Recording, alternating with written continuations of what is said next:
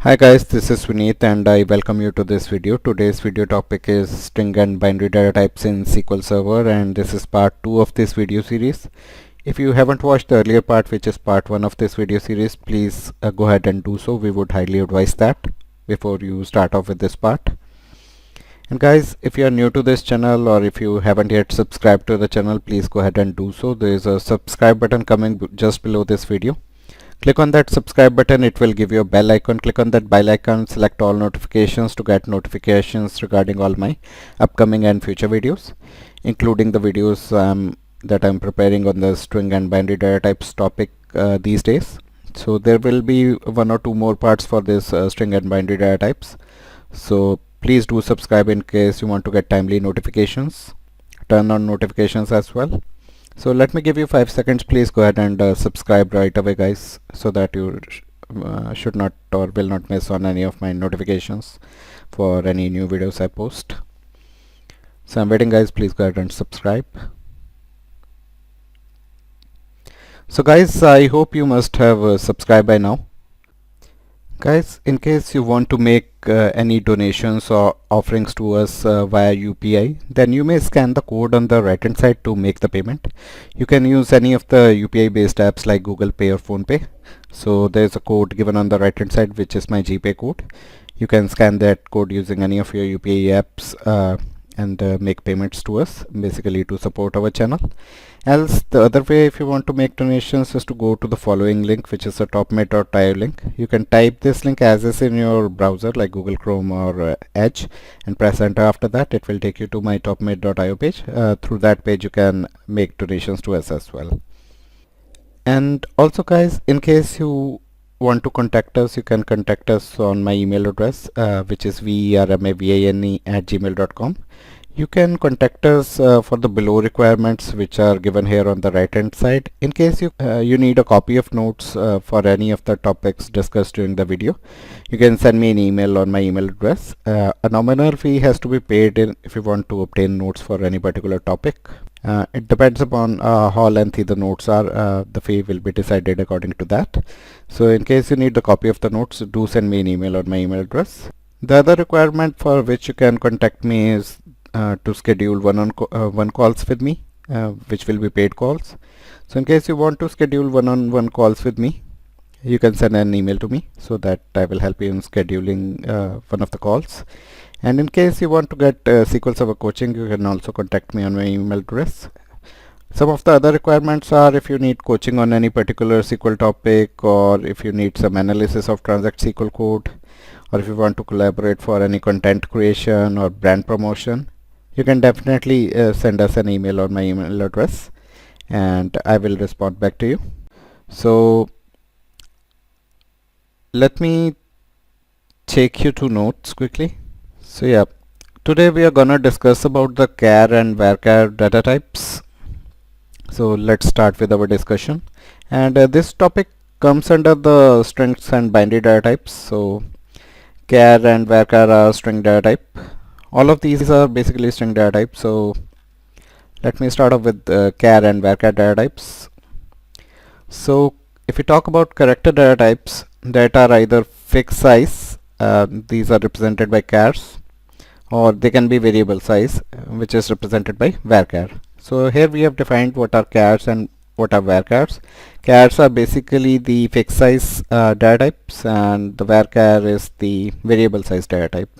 And both of these are used for character data types. And starting with SQL Server 2019, when a UTF-8 enabled collation is used. UTF-8 collation is basically to support the Unicode characters in SQL Server.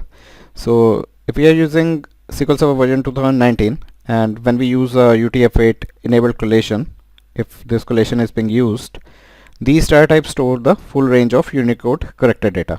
So basically this collation is used for storing the Unicode character data, and basically it enables a particular collation enables the data type to store full range of Unicode characters or character data.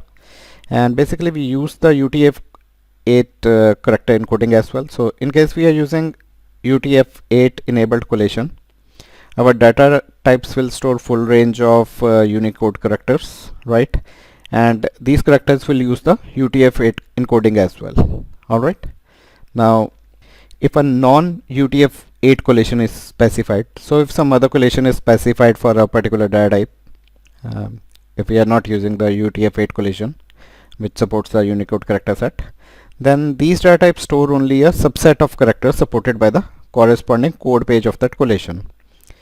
So the characters that are supported by a particular data type depends upon the collation it is using. So in case the UTF-8 collation is being used with a particular data type, that data type will store the whole range of Unicode character data. But in case we are not using the UTF-8 collation, then data type will only store the subset of characters supported by the corresponding code page of the collation that we are using. So each and every collation has a code page associated with it, and this code page contains basically a set of characters for collation. So that is basically the idea of the collation. Now let me talk on the syntax and usage of these data types. So char is represented like this, char n. Basically there is no space between char and bracket and n. So char represents the fixed data type. So it is used for, char n is used for fixed size string data, where n defines the string size in bytes. So here n does not define the number of characters, basically it basically defines the string size in bytes. Please do remember that, this is very important point. So char 10 doesn't mean that this data type will hold 10 characters. It can contain less characters as well. So basically by 10 we means 10 byte of storage will be used. So n defines the string size in bytes. So n defines the string size in bytes and must be a value from 1 through 8000. So for n we can only substitute values from 1 to 8000. So char can be from 1 byte to 8000 bytes. We use for a data that is ranging from 1 byte to 8000 bytes, we use the char n character data type. Now for single byte encoding characters such as Latin, so if your single character is using a single byte of storage, such as the character set represented by the Latin character set, the storage is n byte. So in that case, if your character is using 1 byte, then the storage required for, then the number of characters are equivalent to the storage. So that is true for single byte encoding characters only. So if we are using single byte encoding character set such as Latin, the storage in n bytes, the storage will be n bytes, and the number of characters that can be stored is also n. So only those cases the n will be equal in both the cases, the number of characters as well as the storage size, where the character size is of 1 byte. There are many scenarios where we use the multi-byte characters as well, or where we use the multi-byte encoding character sets, where each character may use maybe 2 bytes or more than 2 bytes. In those cases, the value of n will not be equal in both the cases, like the number of characters stored and the storage required. So here we are talking particularly about the multi-byte encoding characters. So for multi-byte encoding characters, by multi-byte we mean one character is taking up more than 1 byte of storage space. So for multi-byte encoding character sets, the storage size is still n. In those cases, the storage size will still be n as defined by char n, but the number of characters that can be stored might be smaller than n. So in that case, the n is not same for the storage bytes as well as the number of characters stored. And if we talk about the ISO synonym for char is, it is character. So ISO synonym for char is character. Now let me represent the another data type, which is varchar. Let me highlight it with a different color. So let's talk about the varchar and nmax data type. So either n can be used or max can be used. So for n we can put a value from 1 to 8000. If our data is reaching beyond 8000 bytes, then yeah, you need to use the max option. Alright, and let's talk about it. So varchar basically represents the variable size string data or variable size character strings, and we use n to define the string size in bytes. So n here does not represent the number of character but the storage bytes, how much storage is required. So if we put 100 over here, which means that 100 bytes will be used to store the data. Yeah, n represents the string size in bytes and can be a value from 1 through 8000 that we already discussed, or use max to indicate a column constraint size up to a maximum storage of 2 raised to the power 31 minus 1 bytes, or which is equivalent to 2 GB.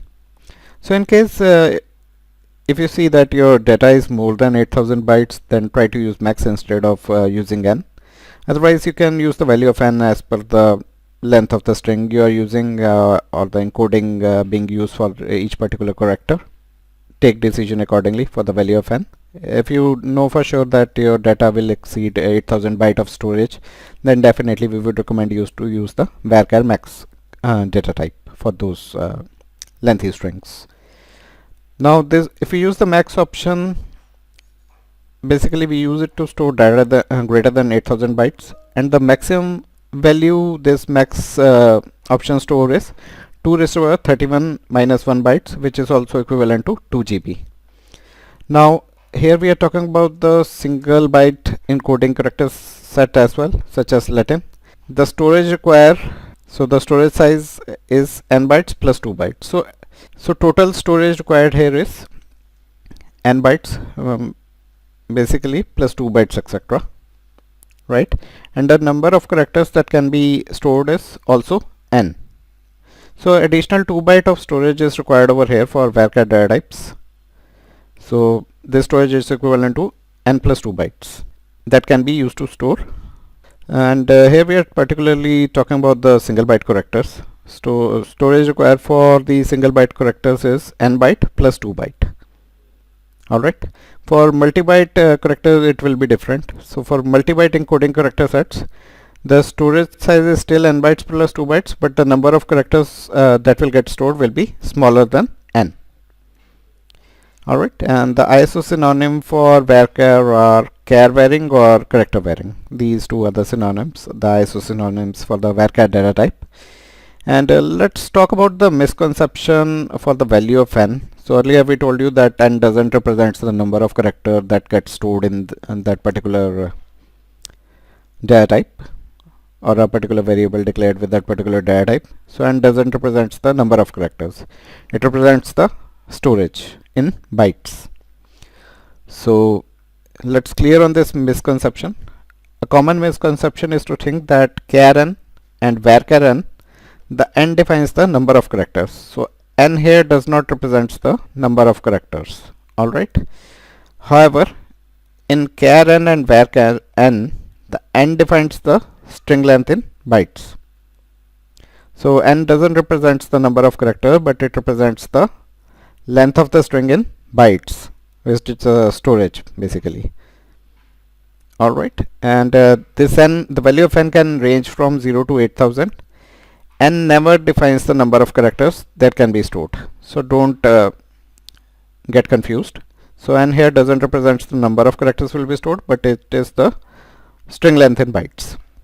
N represents the string length in bytes, and this concept is similar to the definition of nchar and nvarchar. For nchar and nvarchar we also define the n as the parameter within the brackets, so don't confuse it there as well. The concept is same. N doesn't represent the number of character, but it represents the string length in bytes. And basically if we talk about this misconception, it happens because when using a single byte encoding characters which use only 1 byte, each character use 1 byte in a single byte encoded character use 1 byte for a storage. So this misconception stems from there, where the storage size of char and varchar is n bytes and the number of character is stored is also n. So this is true only for the single byte characters, where the storage size and the number of characters are equivalent to n. However, for multi-byte storage this is not true. So for multi-byte encoding characters this is not true, that are using maybe the UTF-8 collation or the higher Unicode ranges ranging from 128 to 111411. This results in one character using 2 or more bytes. So in some scenarios our single character can use 2 or more bytes. such as in the case of Unicode characters.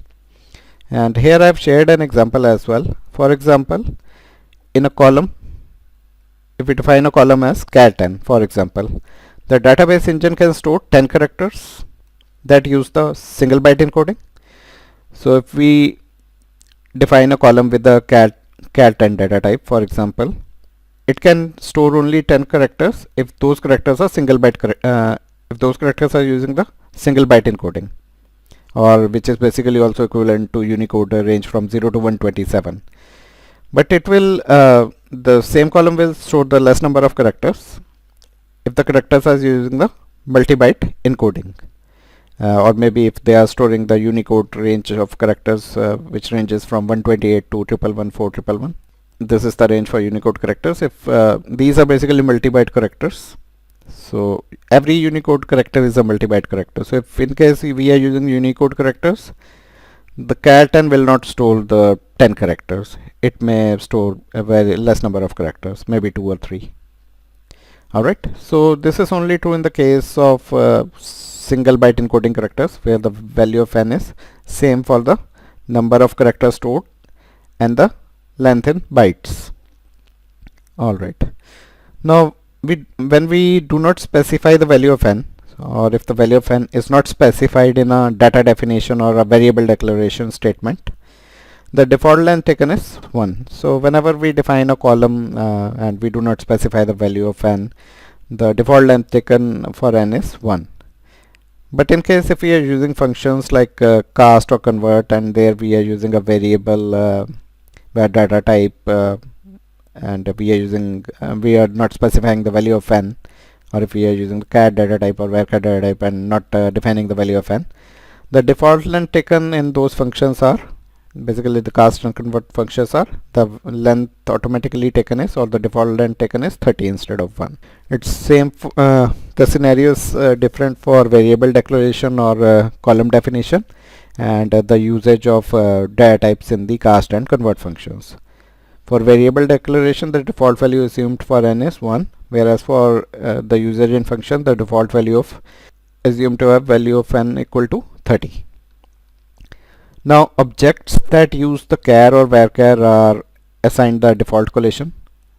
So whatever objects that use char or varchar are assigned the default collation of the database, basically whatever the database using the collation, whatever collation is being used by the database. So let me quickly show you how you can see the collation used by the database here. So I've triggered SQL Server. We will try to find out what collation is being used by the database currently.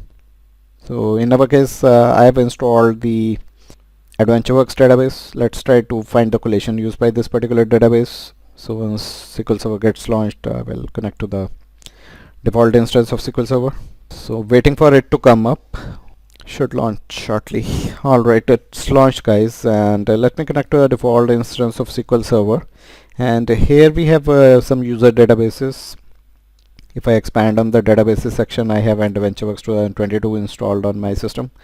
And if you want to check the collation of the database, go to its property pages. I went to the property pages for AdventureWorks. Let me expand on this. Let's try to see if the collation is mentioned for what is the collation mentioned for this database. So if you come to the maintenance section over here, you see it is using the SQL Latin 1 collation. So this is the collation being used for this particular database. So this is what the collation we were talking about. So it is using a Latin 1 character set, SQL Latin 1 general collation character set, or whatever the code page used by this collation, it is using that character set. We are talking about the database here. So here we are saying that objects that use the char or varchar are assigned the default collation of the database, which we have just shown you, unless a specific collation is assigned using the collate clause.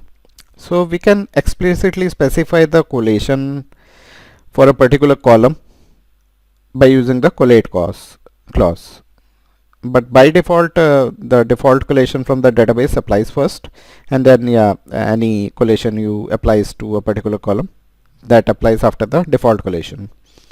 Now this collation controls the code page basically that stores the character sets utilized by that particular collation or supported by that particular collation. So this collation controls the code page that is used to store the character data. Now let's talk about multi-byte encodings in SQL Server, and these include basically double byte character set or DBCS for some East Asian languages using the code pages 936 and 950. 950 is for Chinese, 932 is for Japanese, 949 is for Korean. So these are some of the example of multi-byte encodings or double byte used for the double byte character sets. Also the UTF-8 encoding is a multi-byte encoding. It has a code page of 65001, and this applies to SQL Server version 2019 or later. So UTF-8 encoding applies to SQL Server version 2019 or later. It is not available in the previous versions of SQL Server. Now if you have sites or multiple locations that support the multiple languages, two points are here to be discussed. So starting with SQL Server 2019, if you are using SQL Server 2019 and beyond, we would recommend you to use UTF-8 enabled collation to support Unicode characters and minimize the character conversion issues. So if you use the UTF-8 encoding, if you have SQL Server 2019, the recommendation is to use the UTF-8 encoding or UTF-8 enabled collation, basically to support the Unicode characters and basically to minimize any character conversion issues. Now in case if you are using the previous version of SQL Server prior to 2019 in any particular site, if you are using a previous version of SQL Server database engine, we would recommend consider using Unicode nchar and varchar data types. So in those cases where you are using the version less than SQL Server version 2019, we would recommend to use the nchar and varchar data types to minimize character conversion issues and to support the Unicode characters. Now if you are using the char or varchar data types instead of varchar or nchar, the recommendation, we have the following recommendations. Use char when the sizes of the column data entries are consistent. So if you see that the data that you will store in the column is of like same size for many of the records, then try to use the char data type. Otherwise, if the size of the data is varying considerably, then we would recommend you to use the varchar for that particular column. And yeah, you can use the varchar max in case you feel any particular record may contain a value greater than 8000 bytes for that particular column. You can use the varchar max in those situations when the sizes of the column data entries vary considerably and the string length might exceed the 8000 bytes. In those cases, you can opt for varchar max. Now if set ANSI padding is set to off when either create table or alter table statement is executed. So if the setting is set to off, a char column that is defined as null is handled as varchar. So this is only true in the case where the ANSI padding is off. Whenever you're defining a table using the create table or alter table statement, if you are changing the table definition or if you are creating a table, if you are defining any char column, that will be considered as handled as varchar. Now if we talk about the each non-null varchar max or varchar max column requires 24 bytes of additional fixed allocation. So here we are talking about the non-null values or non-null records for a particular column that are either using the varchar max or varchar max data type. It requires the 24 bytes of additional fixed allocation, which counts against the 8060 byte row limit during the sort operation. So we have a limitation in the sort operation where your data length or a length for a particular row should not exceed 8060 byte. In the cases where you use these data types, the column may require 24 bytes of additional fixed allocation for a particular column, and this can create implicit limit to the number of non-null varchar max or varchar max columns that can be created in a table. So there's a restriction on how many number of non-null varchar max or varchar max column that you can use in a particular table, because they interfere with the sorting operations or index creation operations, etc., where sorting occurs.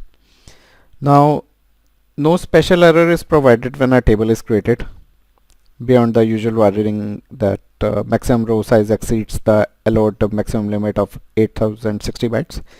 So for a row there is a limit of 8060 bytes. Our row should not exceed that limit. In case your row limit exceeds this particular limit, 8060 bytes, you will not get a special error message whenever you create a table. You will just get a warning that the maximum row size has exceeded the allowed maximum limit of 8060 bytes, or at the time of data insertion as well you may get a warning. The large row size basically can cause errors such as error 512 during some normal operations such as cluster index creation or cluster index key update.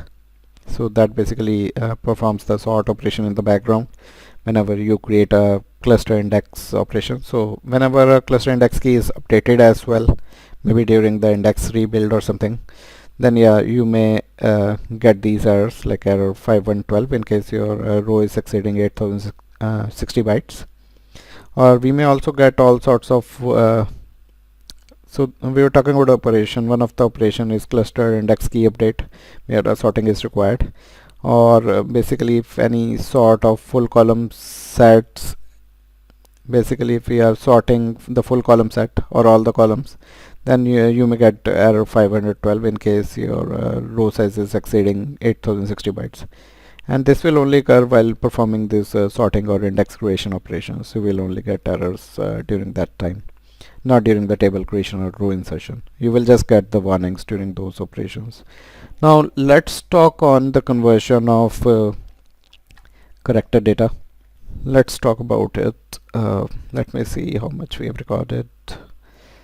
Let's try to cover this topic quickly, or maybe let's leave it for the next video.